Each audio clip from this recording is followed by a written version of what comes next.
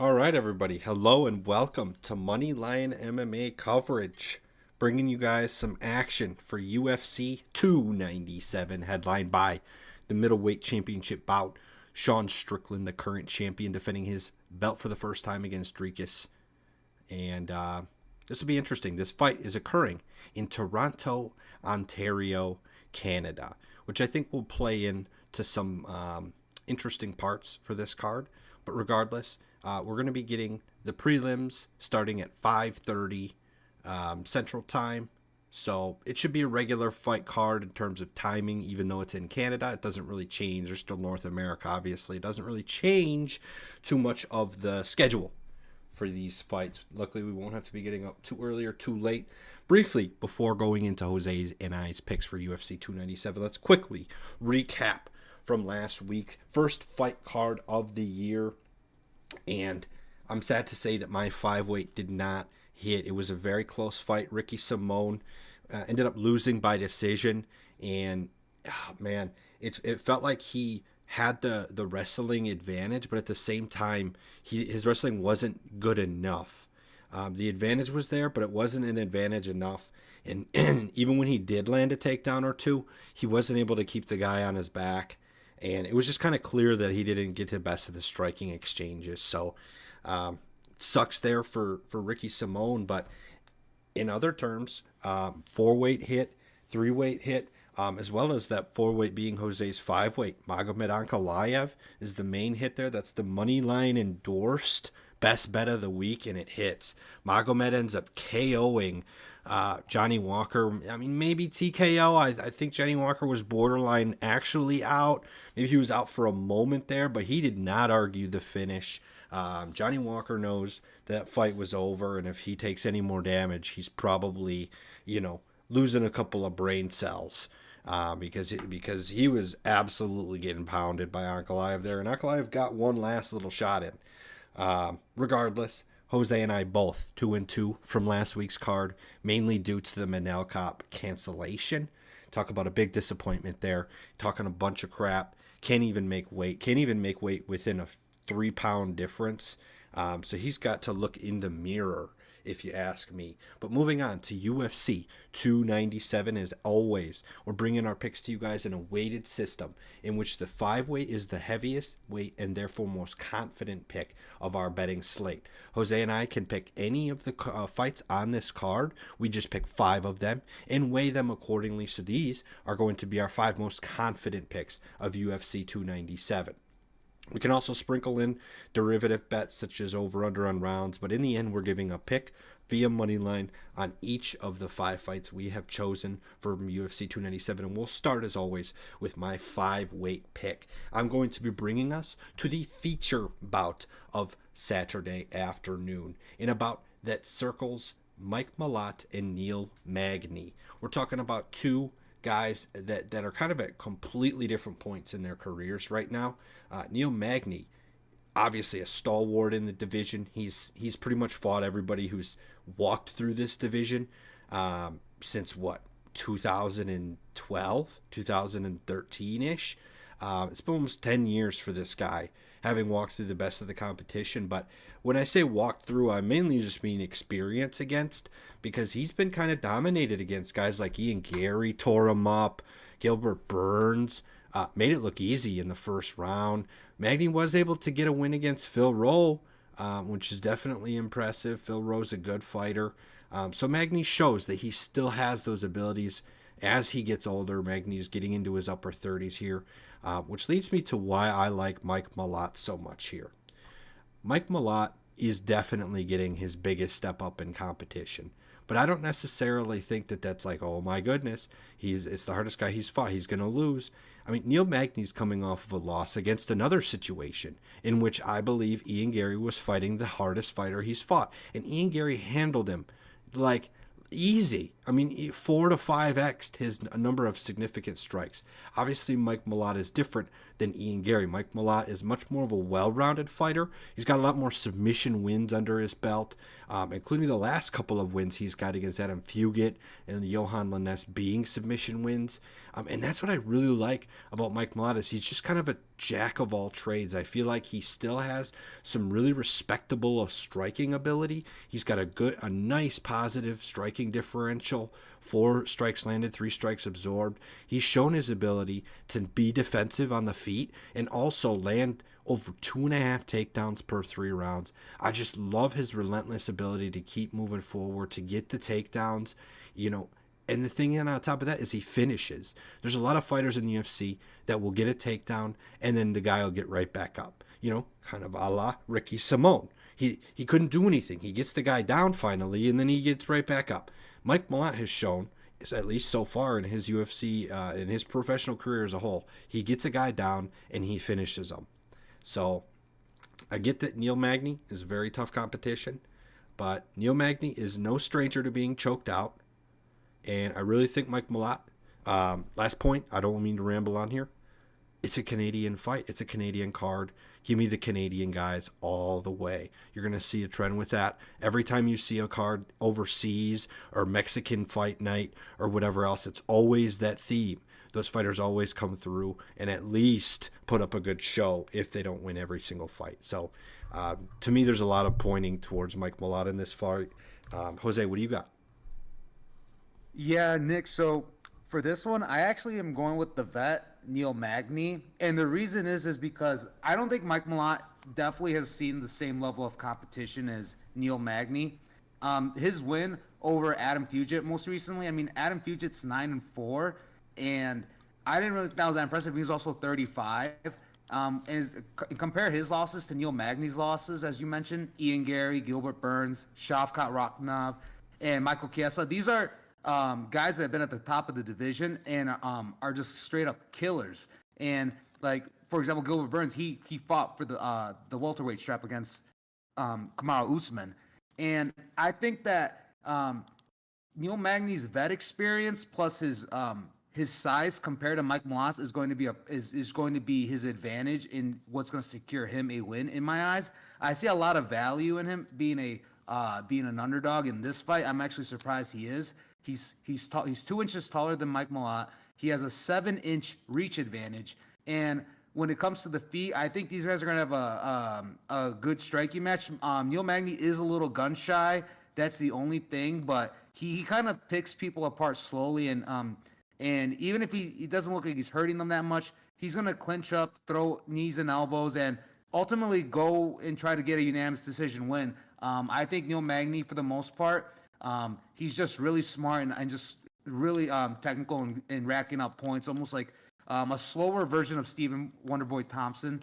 Out of Neil Magny's 28 wins, 17 of them come via decision. So I would not be surprised, like if he just toughs it out. If Mike Malott does not put Neil Magny out, I do think it's Neil Magny unanimous decision. And when it comes to the takedown, Mike Malott probably is the better wrestler, but Neil Magny does have a 55% takedown defense. And again, it's probably just because he's been in the UFC for so long.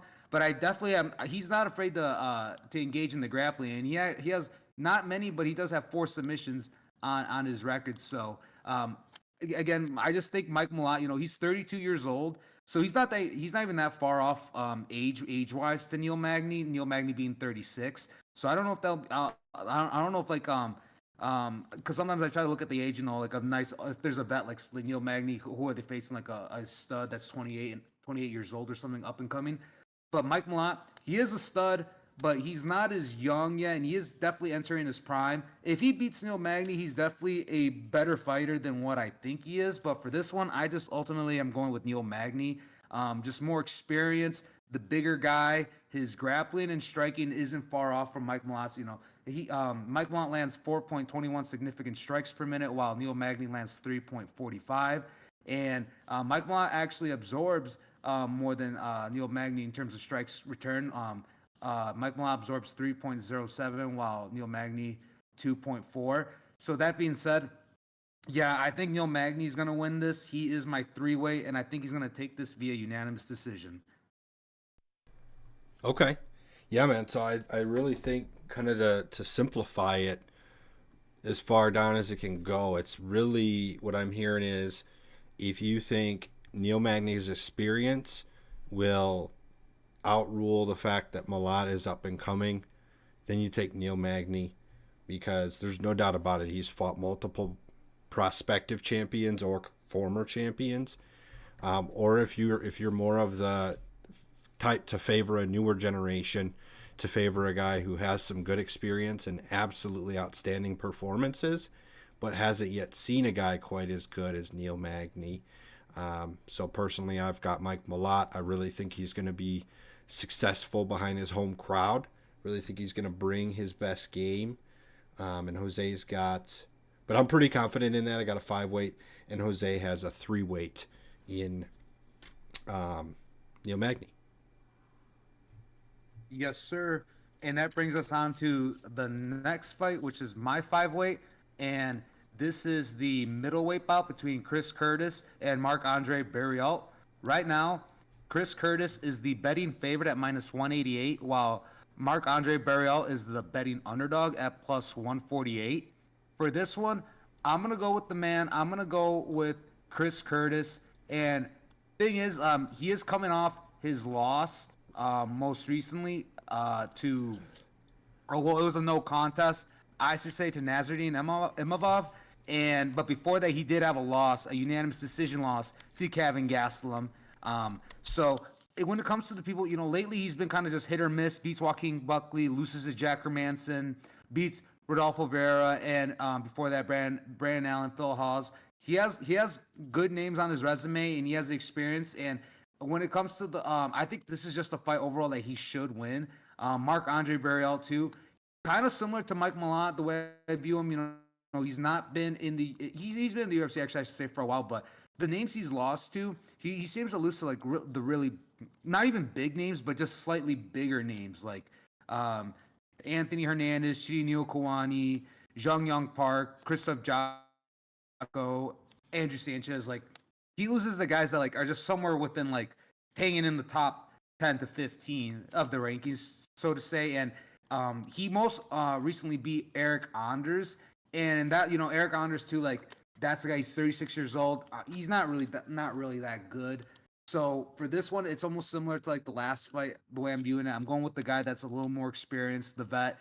Chris Curtis is 30-10, and he has a slight reach advantage. But both guys I know are going to be coming swinging. Both guys land over 5 significant strikes per minute. Marc-Andre Barriault almost 6. But again, he's not been in the he's been in the UFC.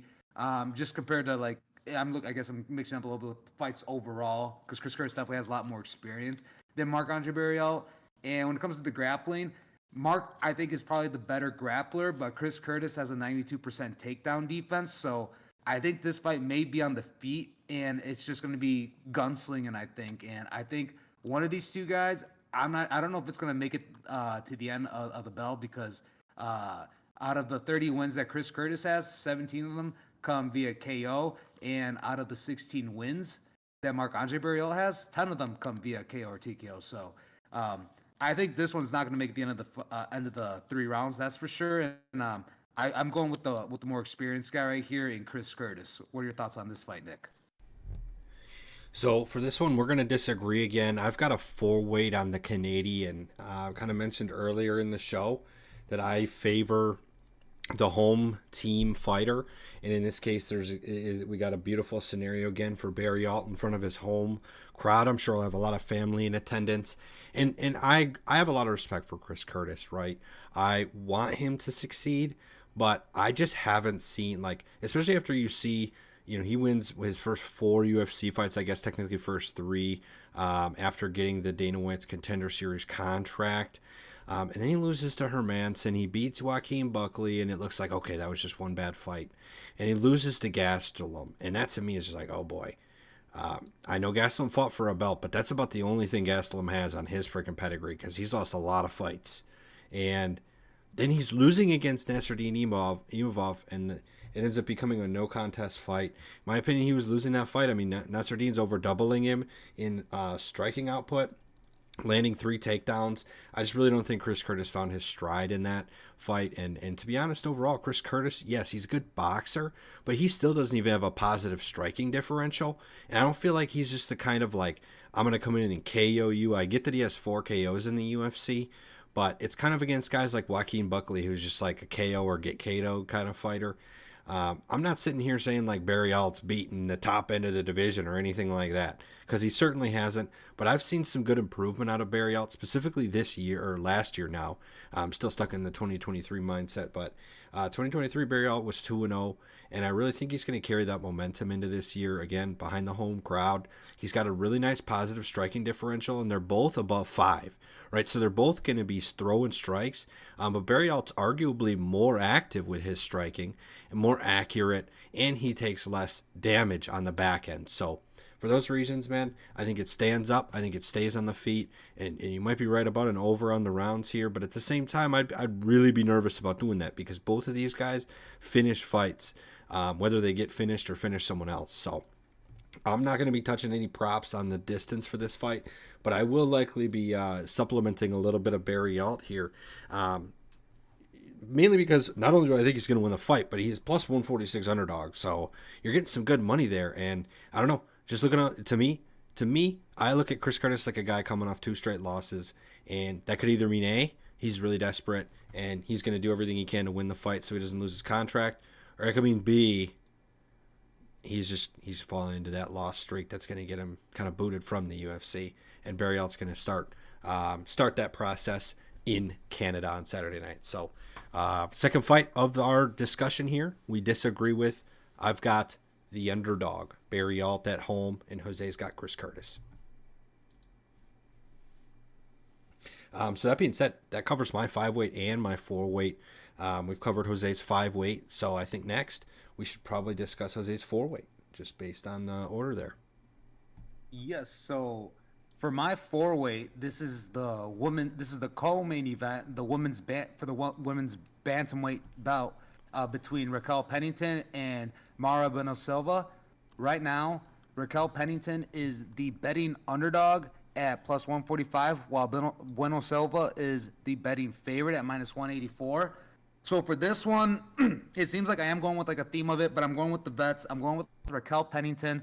She is the underdog in this one, but I see a lot of value in her in this fight. She's coming off. She's right now riding a 5-fight win streak, which includes like likes of Caitlin Vera and Aspen Ladd. And these girls are younger than her. And in that Caitlin Vera fight was a split decision, but that shows that she's willing to go toe to toe with some of these younger prospects. And I you know how I see the fight between her and Bueno Silva, probably similar to how it was with Caitlin Vera. That being said, Raquel Pennington, she's known, she's got strong wrestling. In this one, I think got the better wrestling compared to Bueno Silva. And when it comes to striking, both throw over 4, land over 4 significant strikes per minute. And I will say, Bueno Silva, she absorbs 4.71, while Raquel Pennington, she's been absorbs 3.34. I thought Raquel Pennington's would be a bit higher, but I think since her title shot, she's just been kind of like just looking more, just I would say overall better, more like a vet. And she's really picking and choosing her shots, and it shows. I mean, since that fight with Holly Holm, she's gone on to win in different styles, mostly decision, but she does have a submission via guillotine in there as well against Macy Chiasson. So that being said, this one I'm going with Raquel Pennington. She I just think overall is the better fighter. She's looked phenomenal her last 5 fights, and I think someone like Bueno Silva, before the Caitlin Vera fight, or I would even say before the Aspen Ladd fight, I would have been worried about Raquel Pennington going against some younger fighters that, maybe the future of the division. But, looking back at it, her losing unanimous decision to Holly Holm back in 2020, really says just how good Holly Holm really is as well. Before that, she had a win over Irene Aldana as well, and that one split decision. So she's showing that she can keep up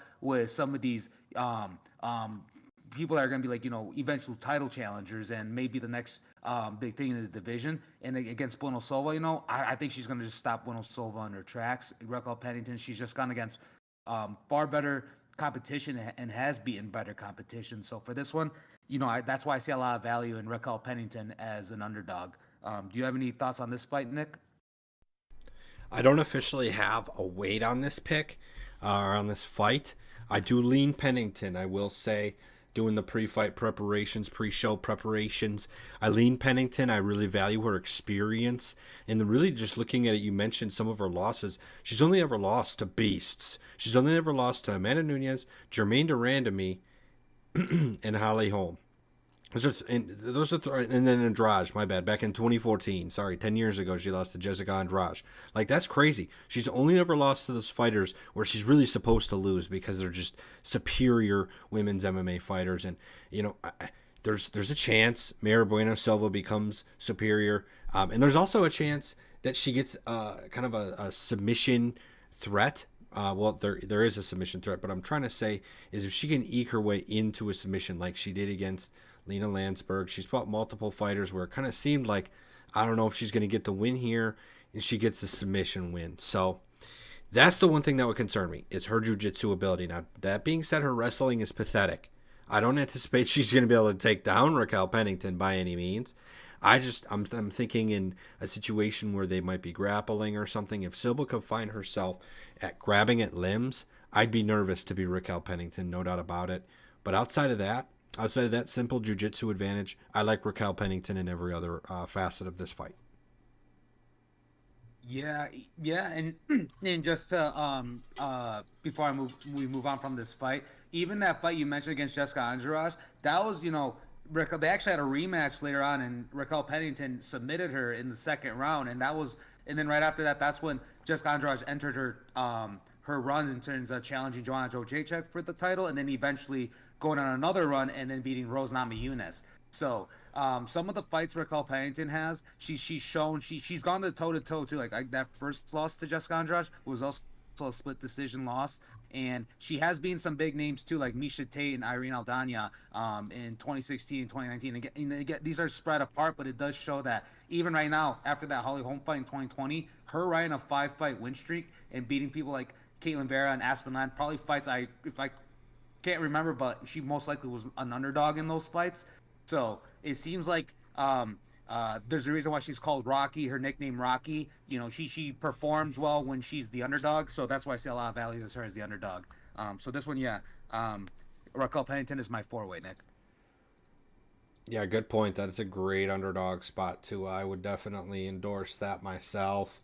That just seems to be some great value there for an underdog. Wow. To be honest, there's some people with money out there putting it on Bueno Silva here, and that's a little interesting to me. I get that she just came off of it's a technical overturned win. It was like ADHD medication, I guess, that she took that the UFC didn't like, and it's like, okay, that probably didn't really benefit her that much in the fight. So in all reality, we should be looking at a win against Holly Holm, not a no contest, in which case she'd have a 4-fight win streak. But we've just discussed some of the best women's fighters of all time that Raquel Pennington has fought against and or maybe beat. For us to sit here and act like she isn't a valuable underdog is crazy. So that being said, let's move right on forward. We've got a couple more fights to discuss here on a show, and we're still going to be avoiding the main event for just a little bit longer. We're going to have you guys tune in for a few more minutes while we discuss my 3-weight first, which is actually going to be the fight opener of the main card. This is Arnold Allen versus Movsar Evloev, a featherweight bout that honestly anyone who's been kind of watching the UFC the last couple of years, who've been following along with us here at Moneyline MMA, would be absolutely stoked for this fight. I mean, Arnold Allen was like supposed to be one of the biggest, best prospects of the division until he ran into Max Holloway, the de facto number 2 GOAT of the division, right? And that's just one of those things, man. Like you sometimes run into a guy that's a little better than you, and he still made it the distance. Arnold Allen had a couple scenarios where it looked like he might be able to put Max Holloway out. Well, Max Holloway is just too good. And he's fighting against Evloev, who is exactly what Arnold Allen was before losing to Max Holloway, right? Just walking through people, whether it's Dan Ige, Diego Lopez. I mean, he just walks through them pretty much. Granted, his last 3 wins in a row have been by decision. So by walkthrough, that doesn't mean he's just going in there and choking someone out within the first 30 seconds. But he is I would say handedly beating these guys. I mean, against Diego Lopez, he's landing 4 takedowns and doubling his striking output. Diego Lopez's only chance in that fight was just tossing out submission attempt after submission attempt, and it didn't provide fruitful. So that being said, my 3 weight here is on Movsar Evloev. He is the -184 favorite in this fight. And for once, I'm going to take the favorite on this card. I really think Evloev is going to go for a wrestling-based game plan here. Arnold Allen has good takedown defense, but in the end, Movsar has been able to take down just about everybody he's fought in the UFC since Mike Grundy back in 2020. I am not concerned about Movsar being able to land a couple of takedowns at will, no matter what we're looking at Arnold Allen's takedown percentage being. I think Arnold Allen is a great striker, and he poses a decent threat, no doubt about it.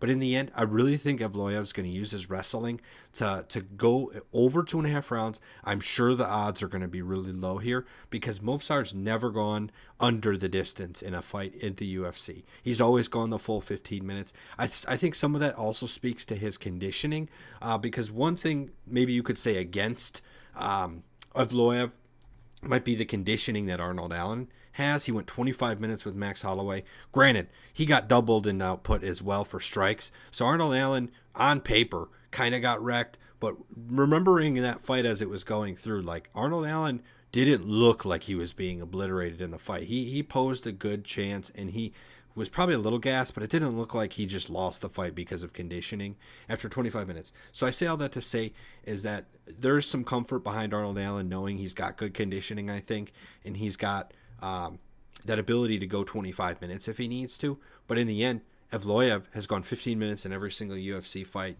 I think that's going to continue here. I'll take over 2.5 decision win for Evloev. Jose, what do you think?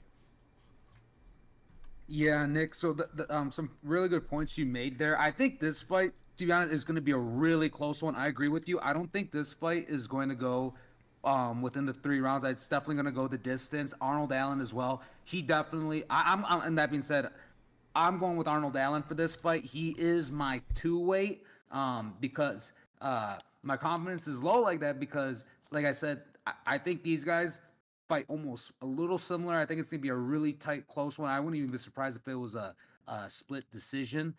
I think both guys are going to be throwing haymakers, and then I think they're just going to be fat punches all over the place fast. And I do think Mosvar may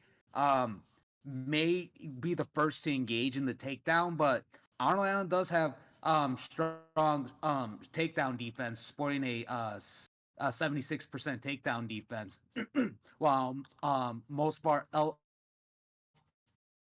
Evloev has a 71% takedown defense.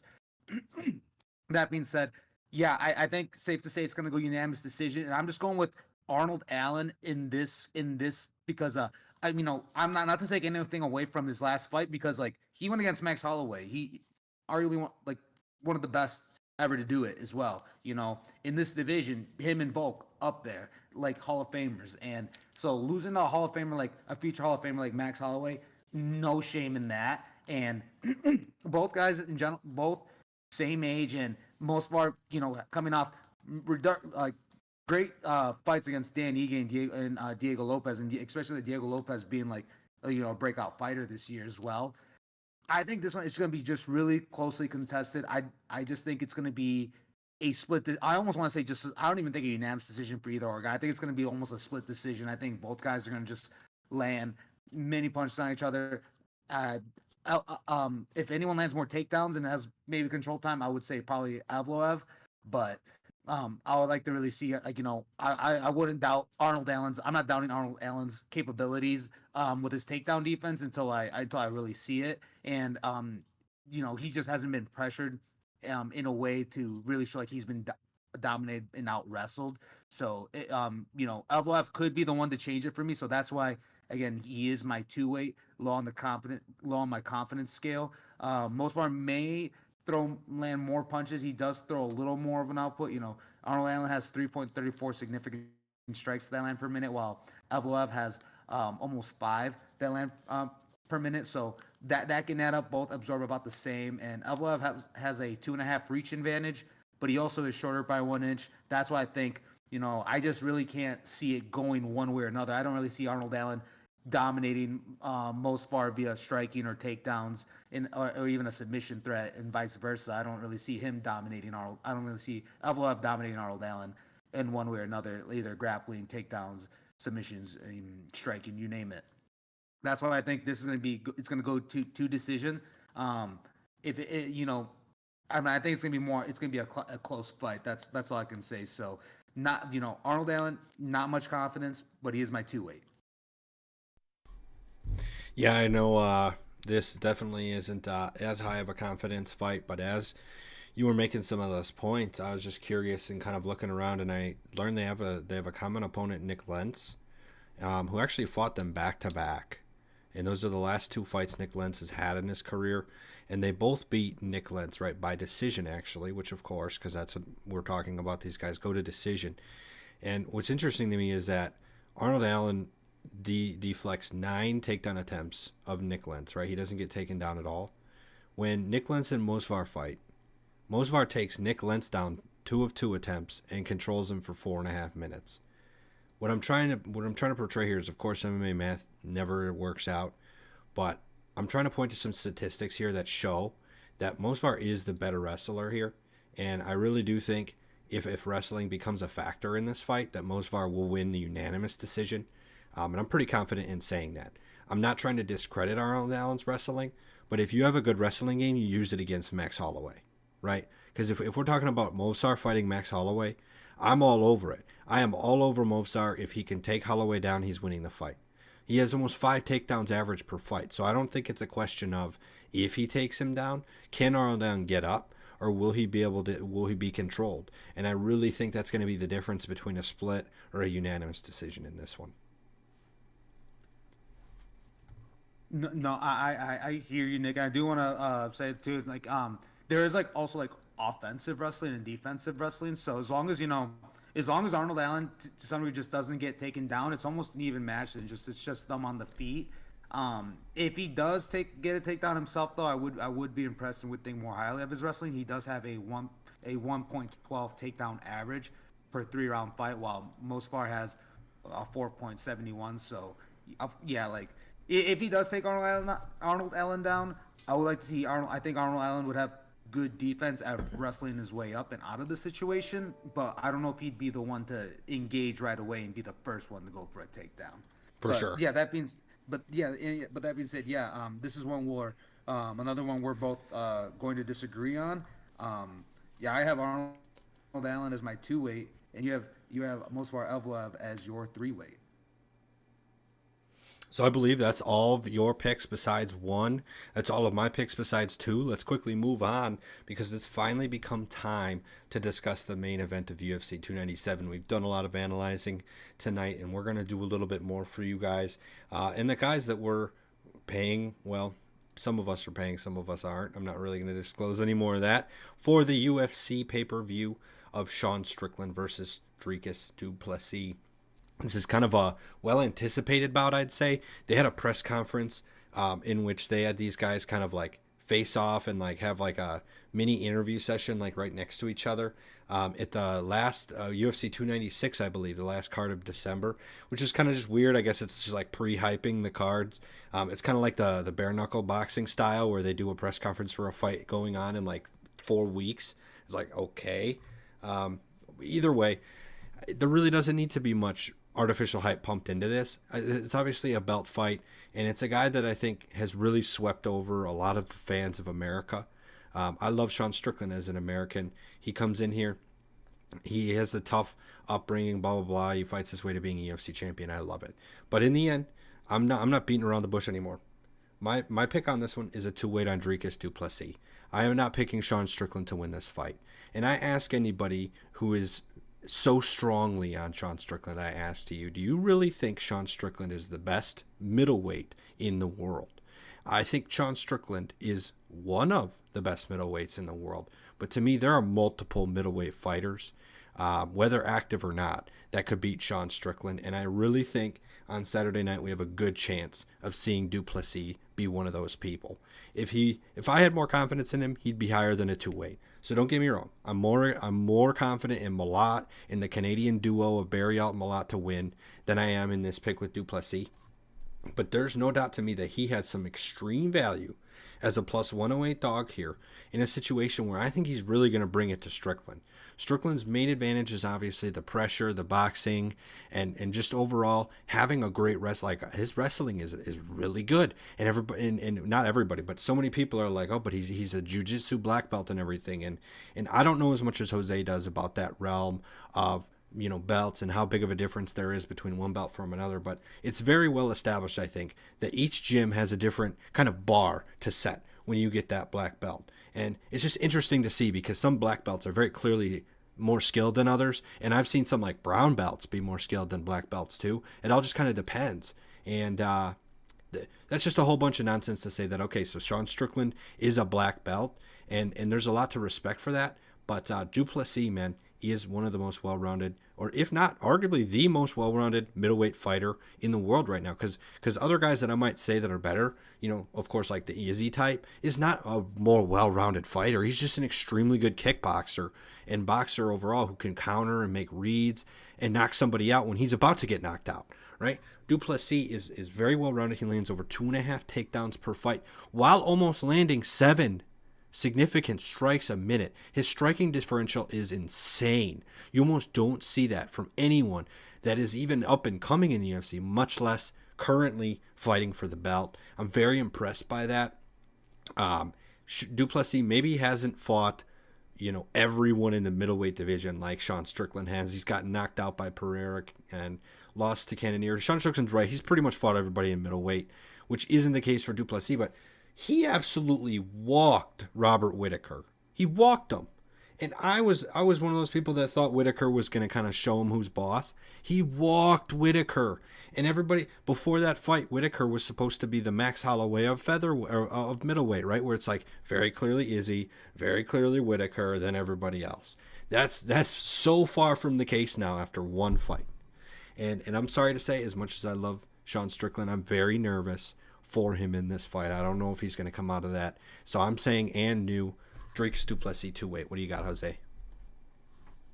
Yes. So for this one, yeah, you got two of the guys that they both beat the supposedly two of the best middleweights in the world. And so now I think maybe these guys may be the two new best because maybe there's a shift in the middleweight division now. Sean Strickland, he's looked phenomenal his entire run since pretty much getting knocked out by Alex Pereira, even that split decision loss to Jared Cannonier. He's been just on a tear and just made it look easy walking through Izzy. And while Drake Duplessis, I remember we went with Robert, but I remember I was worried about Drake because I think he is the real deal. And now he's got surgery on his nose, and he said I believe him. He has phenomenal cardio, and one of the weapons and tools that Sean Strickland has is his pace and how he presses forward, and then kind of like the Magomed Abbas fight that Abbas he got he let out all his energy and then got tired, and he just shows Sean Strickland just keeps on a certain pace. But I don't know how that's going to be against Drake Duplessis because he has great cardio. So I think this fight is going to be a banger. It may even go to the finish. I think we may see a 5-round fight here. Both guys. And that being said, I'm gonna go with Drake Duplessis as well. And the reason, and just because, and he's my one weight because he's just so good and just better than what we thought. And I think Sean Strickland too has shown that he's better than what a lot of people thought.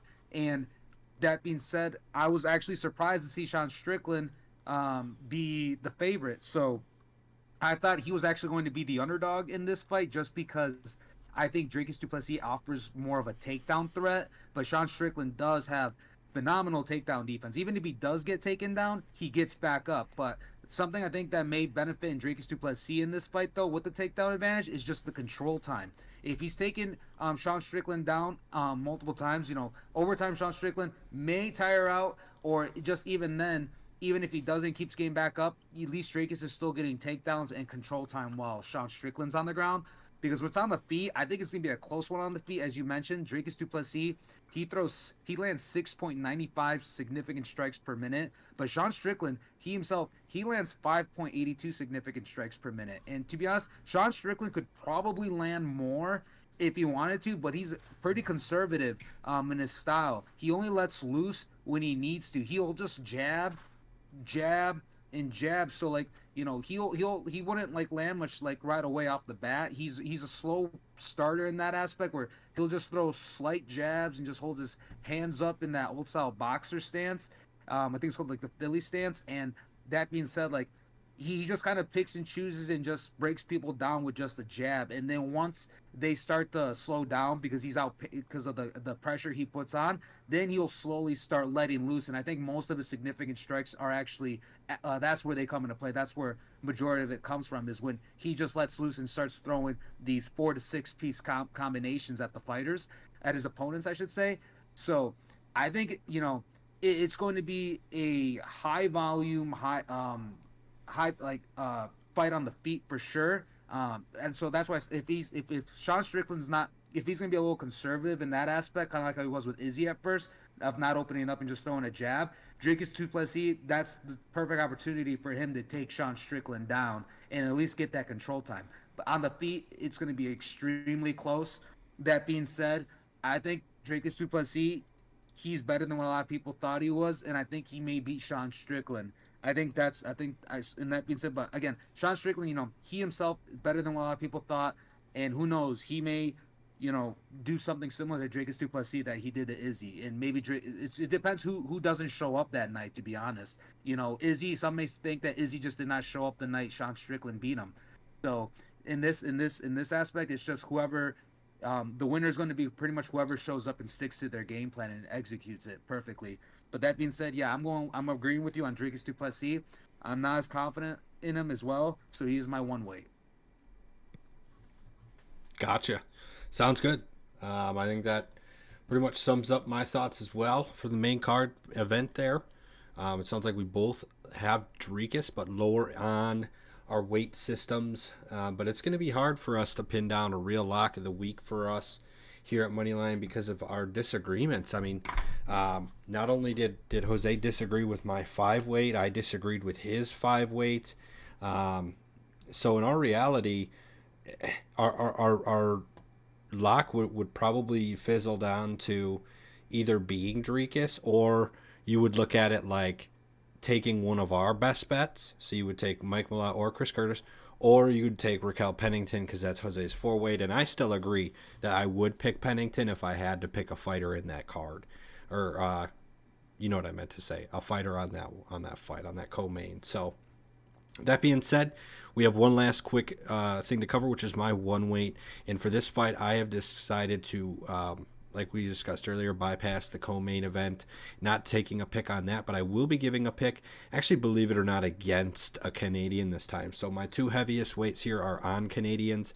My 1 weight is going to be on Sean Woodson to beat Charles Jourdain. This is the second last prelim, the co-main prelim, as you might be able to call it. And I really like Sean Woodson's height and range here. I think at 6'2", 78-inch reach, that topples over Charles Jourdain by about 9 inches of reach and 5 or so inches of height. I really think that's going to make a big difference. I think Jourdain, what is he going to do? He's going to have to kick. He's going to have to use kick, but I don't think that's his style. They're both coming off of a good win, and Woodson landed 4 takedowns against Dennis Bazukia, his last opponent. And I see some people saying that Jourdain's grappling or wrestling is going to be the thing that threatens Sean Woodson, but I'm just not convinced. I really think Sean Woodson has great takedown defense and defensive wrestling, just as well as his offensive wrestling.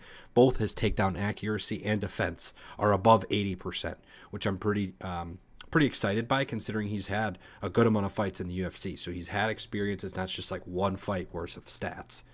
So 1 weight goes for me on Sean Woodson to beat Air Jourdain, and just saying Air Jourdain is a favorite in that fight. So picking Sean Woodson gets you plus 144 underdog money. That will lead it to the end of our show this afternoon. Thank you for listening and tuning in for Jose and I's picks. We brought you 6 different fights. Each we picked one of each for the main event, and I added a prelim on there for an extra little seasoning. Make sure to leave a comment down below and let us know if you agree with Jose or I on some of those higher weight picks, and specifically on that feature fight. Will Neil Magny or Mike Malott pin it down? Because those were two higher picks of Jose and I's that disagreed, and the other one being Barry Alt versus Chris Curtis, since we kind of flip-flop disagreements on the 5 and 3 weights. So let us know who you guys agree with, and otherwise we will be back in 2 weeks. The UFC has another break coming up on the 27th, so there will be no card. January 27th, we'll be returning the week after. So of course, that Monday, the 29th, ahead of the first card in February. Thanks everybody for tuning in.